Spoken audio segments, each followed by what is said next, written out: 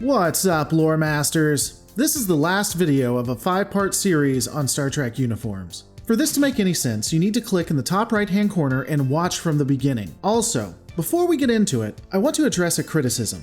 Some have been claiming that I sometimes make minor mistakes, like having the wrong image up, on purpose to create hate comments. Huh. Alright, and now back into the breakdown. To give a minor correction, in the last episode, I appropriately described the differences in uniforms, but had the images reversed on screen. I apologize for my mistake to the overly sensitive and want to get this corrected as soon as possible.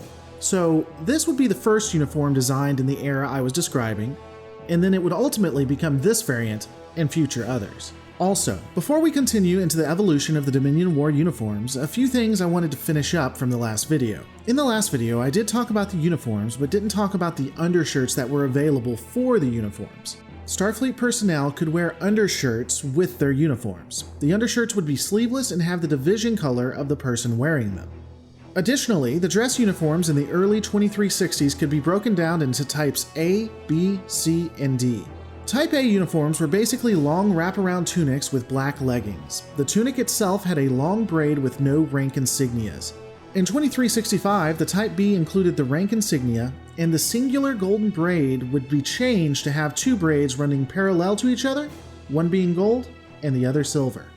The Type C made the dress uniform look much less like a dress.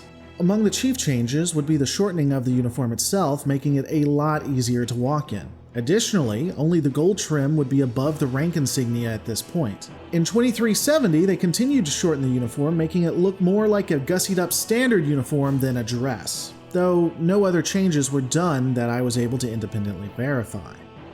Because why the hell not, admirals would also get their own uniforms, with 5 different types even. The first one, an apparent anomaly that we don't see a lot, was a double-breasted jacket sporting a featureless black belt, pants, and boots. The jacket was trimmed in gold, as were the black shoulders and large black cuffs. Now, per Memory Alpha, this uniform had the ability for the flap to be let down, like we saw in previous iterations. I remain a bit skeptical, but it is possible. Additionally, we know that this uniform was worn at around or before 2358 and probably somewhat into the 2360s. An update occurred in 2364 with a uniform that was short, had a burgundy and black tunic with black trousers. It featured a gold braid at the yoke, shoulders, and collar. The black would come down the front of the uniform in a distinct wedge shape. In 2365, another uniform was introduced having a short tunic top with gold braid and yoke piping, and, wait for it, black trousers. The rank insignia was transformed into a box shape with the pips inside the box on both sides of the collar. The Type D, which came in 2366, would feature a long service jacket and trousers. The uniform was marked by a V-shaped black cutout and trimmed in gold. The insignia was again enclosed in a box with the pips on the inside and also was displayed on the sleeves of the uniform. And finally, in 2369, the Type E would be introduced. It would retain the long jacket and trousers, but be simplified. It would have a gold-trimmed closure running down the front of the uniform. The sleeves of the uniform would be modified, bearing the rank insignia in a wider black cuff. Man, thank God they were so focused on uniforms versus trying to figure out how to combat the Borg. Priorities have always been a strong suit of Starfleet.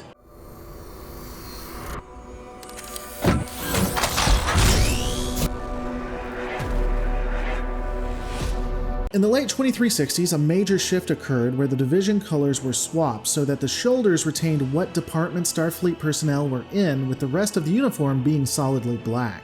This uniform would be worn with an open collar over a gray mock turtleneck shirt.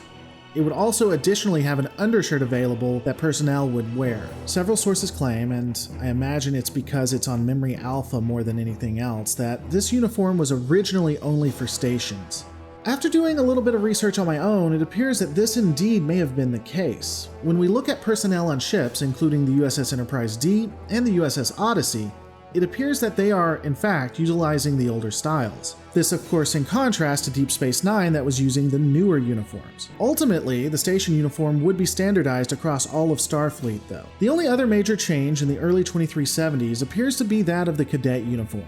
The uniform would now have the division color on the shoulders with the rest of the outfit in gray. There would be no visible rank insignias that I could see.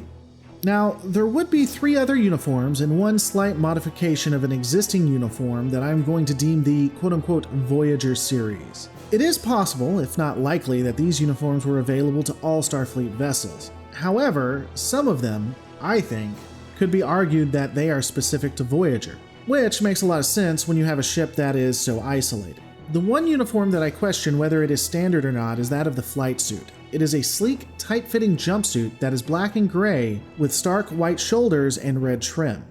It could be opened from the front with high collars. This uniform is distinctly different from the uniforms we see of a starfighter pilot on Deep Space Nine, who wore just the standard uniform. The flight suit also doesn't conform to most other designs, so I honestly doubt this one came standard. Starfleet officers also had training uniforms which were almost entirely gray with a large stripe that had division coloring that ran across the torso.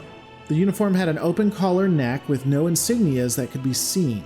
It stated that these uniforms were lighter, allowing for a better workout, but I never really completely understood this methodology, especially when you consider that they have to wear regular uniforms during the times that this training would come into play.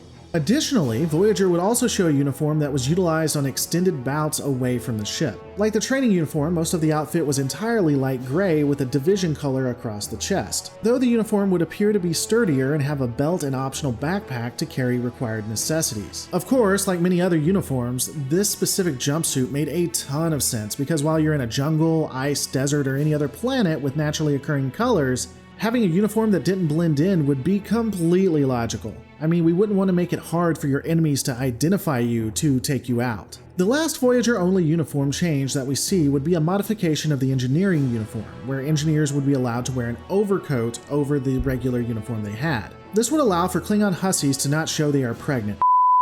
This would help hide that a respectable Klingon hussy wasn't pregnant? This would be to hide that the actress wasn't having a baby. I guess if it's extra cold, they could wear this jacket, or one could probably argue that it's a callback to what we saw in previous eras, though previous era vests and jackets had pockets, so I don't know. In what may seem a bit hypocritical on my part, looking at another uniform that we see only in one series and isn't the most subtle on planets is that of the combat uniform. This uniform is made of what appears to be a thicker and harder material. It is all black with the division color running in a stripe across the chest.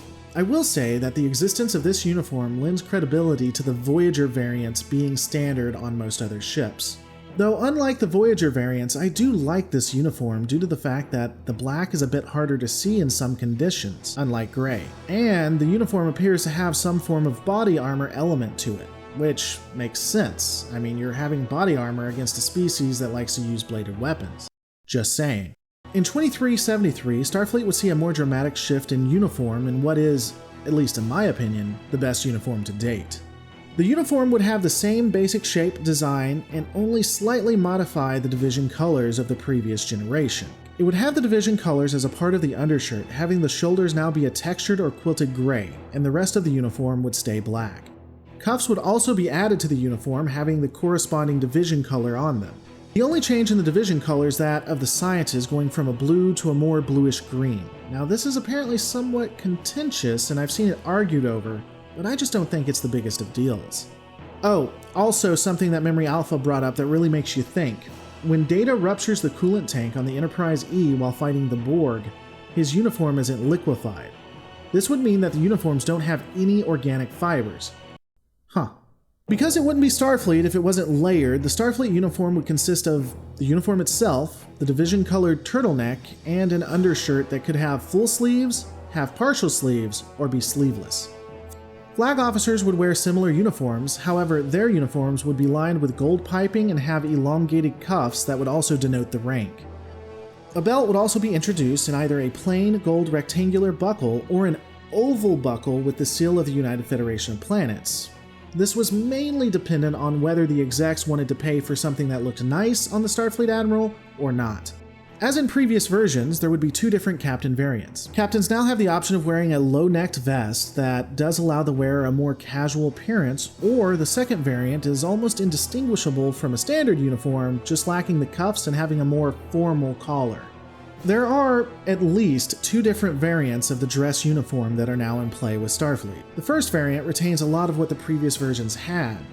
However, what little changes they had would include a quilted yoke, would have cuffs with a gold band, and a black belt displaying the seal of the United Federation of Planets. The gold trim along the collar was widened to 3 parallel gold bands, with the middle band retaining the broken style of the previous uniforms. The new style has a white jacket with gold trim and gray center section, worn over black trousers which also were trimmed in the same gold. The division color would primarily be on the cuffs of the jacket itself. Like in previous versions, flag officers would have wider cuff braids and a solid white lining running through it with the rank insignia. A utility uniform is also available that was either only in a mustard color or was available in division colors, though admittedly we only ever see yellow. This was also given to people who just arrived on ships, cause why the hell not? Starfleet also has specialized robes that could be used on desert planets for the harsh conditions. This uniform was only ever given to Ezra Dax. Yeah, I mean, it would have been nice for other Starfleet officers when we saw them on desert planets, but I mean, fuck them. The last uniform to discuss, I'm a bit reticent. I'll be honest, I don't believe that this is a standard Starfleet uniform. Now, per Memory Alpha, and thus every other website on planet Earth, the Section 31 uniform is something that would be standard and given by Starfleet elements. This uniform, which existed in the mid-22nd century,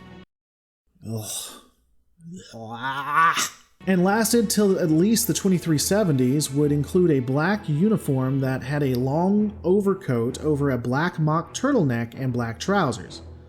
Because it wasn't just Sloan who used this for intimidation. Everyone knows the best way to be a secret organization is to have a fucking standardized uniform that was all black and stood out like a sore thumb. I mean, it's just like the Vulcan hello. It's so damn logical. All of that aside, I will say that my favorite uniform is the last one, the Dominion War variant. It really showed a shift from TNG pacifism to that of a military that had to fight a war. It hid division colors better and just felt like a realistic change. But those are my thoughts. What are yours? Let me know in the comments below. Hey guys, I can't say this enough. I love Memory Alpha when it comes to this specific video. Now, in a lot of my videos, I will do a lot of research. I'll start with Trek Yards, I'll start with Space Dock, I'll go to Memory Alpha, and I'll independently verify everything. Unfortunately, when it comes to uniforms, it's very, very dry, and Memory Alpha just did it a lot better. So I used a lot of their resources, and I quoted them a lot of times in this. Now, make no mistakes, this is my own work, but I did rely on Memory Alpha a lot, so I do want to give them a bit of a shout out. So if you like this series, go read what they have to do. It's an excellent wiki. With that out of the way, please consider becoming a patron. This was a patron requested video, and you could have your own video done as well. So look in the description and consider it. Don't forget to rate, comment, and subscribe, and I'll see you on the next Lore Reloaded.